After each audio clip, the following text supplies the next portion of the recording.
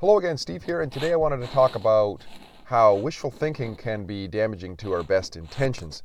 And I want to use basically two examples that have been in the news lately. Well, at least telltales of it that have been in the news lately. And maybe you can relate, maybe there's some value here. Before I get started, though, I wanted to remind you that while I'm sort of struggling at the 300 mark of subscribers and so on, apparently with the algorithms these days, unless you have a few subscribers on your channel, you basically don't exist on YouTube.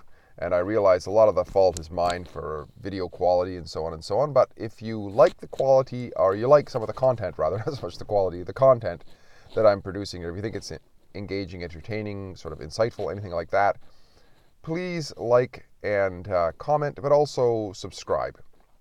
Get the count up a little bit there, and I really appreciate that. I don't ask for anything else. I really enjoy putting out the message there and getting the odd comment back. That's really great. Okay, so getting right into it here.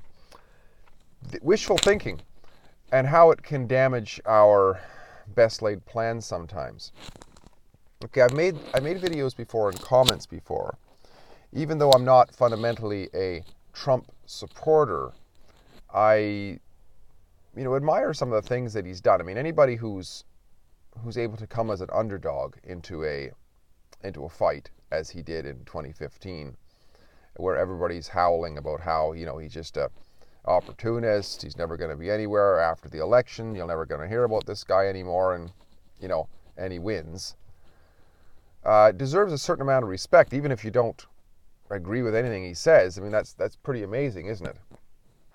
Now, I made the point that Donald Trump, in spite of what people have missed over the years, has had kind of two things going for him, well, at least that are in the public eye.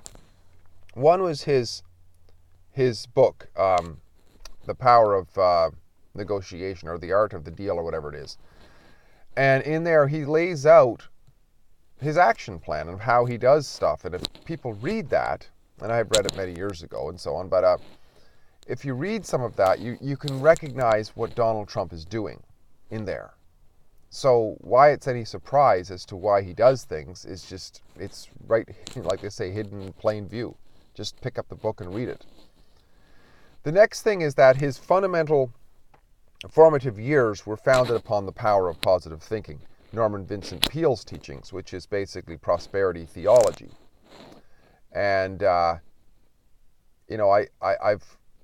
read some of that and listened to some of that and so on, and it is based on they take a biblical script somewhere, like in a sermon, and build upon that about how if we, like basically the one of the most famous lines in the Bible, I believe it's the Gospel of Matthew.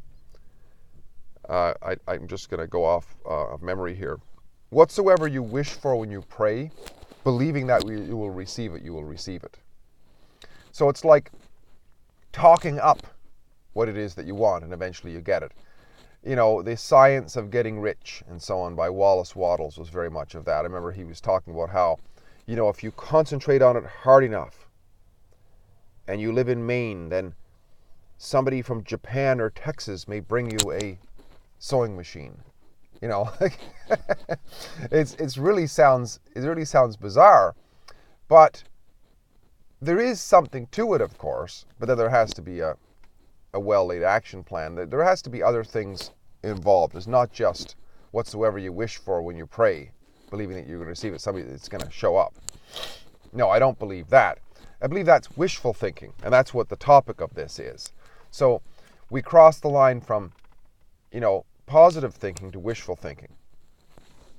And I think maybe Trump is a bit of maybe he's running into some of this, because power of positive thinking worked for him in the free market, right? Because at least a somewhat free market, right? Because he was a real estate developer. So yes, he had to deal with the slime of, city hall politics and whatnot, getting things done. But at the end of the train, he had to sell these apartments and what have you to buyers who might own them for years. So he has to produce a good product. So he's dealing there's an aspect, a great deal of aspect of that business which is in the good old-fashioned free market. You have to be nice to people.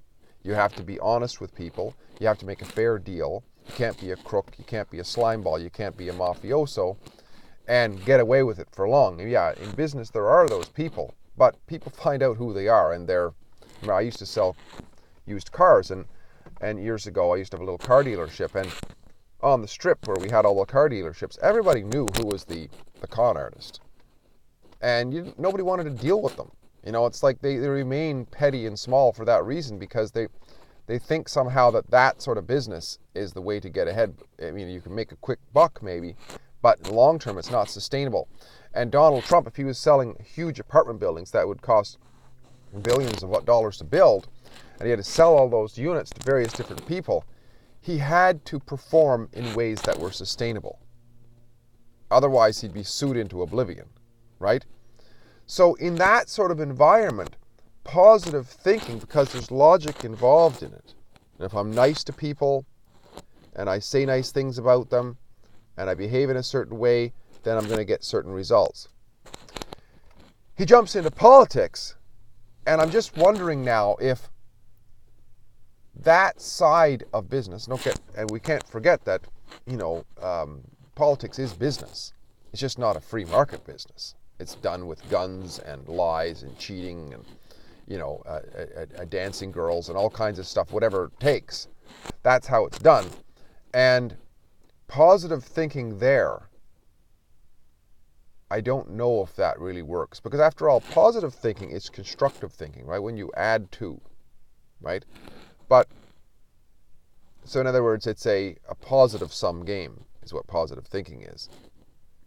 Politics is neutral at best, but probably a negative sum game, because it basically, it's the friction, it's the resistance of society, right? It's what taxes society. It's the parasitical side of society.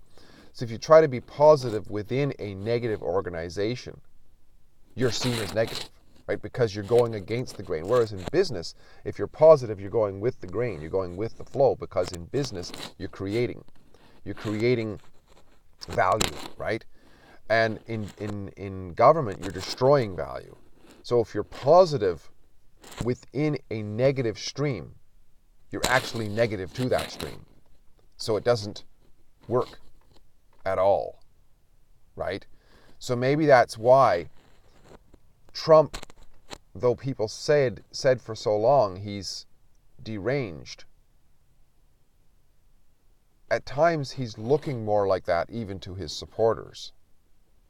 And maybe he is very, very keen and astute to all that's going on, and he's playing a backroom 4D chess game. I don't know.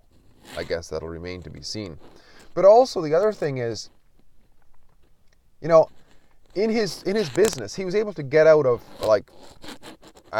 millions and millions of dollars of debt in I think it was the late 80s, probably, when the interest rates were high. He ran into problems at his Atlantic City casinos and what have you, and basically went bankrupt.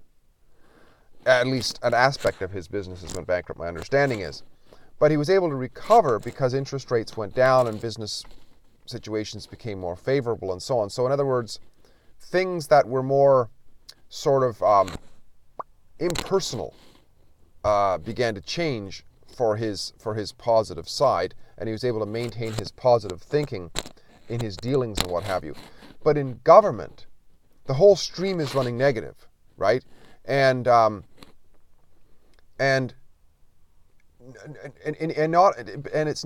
it's more personal, because there's actually actors who are deliberately trying to drive down certain things, and also there's also impersonal stuff, which is also very negative, called a debt that's just so out of control. I mean, it just completely dwarfs anything he ever had.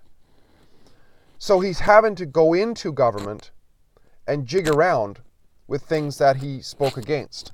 For example, he has to deal with the Fed and try to manipulate the currency and all that kind of stuff. He was against that stuff, and rightly so, when he was in the free market. You leave that shit alone. Let the free market deal with it.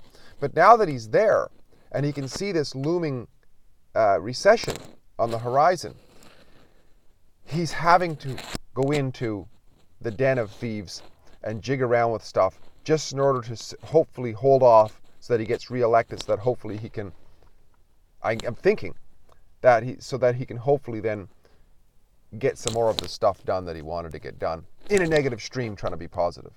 I don't know if it's going to work. I made a video a long time ago that's saying that I suspect that Trump's reign will end in tears, because he is, fundamentally a socialist in his approach to government.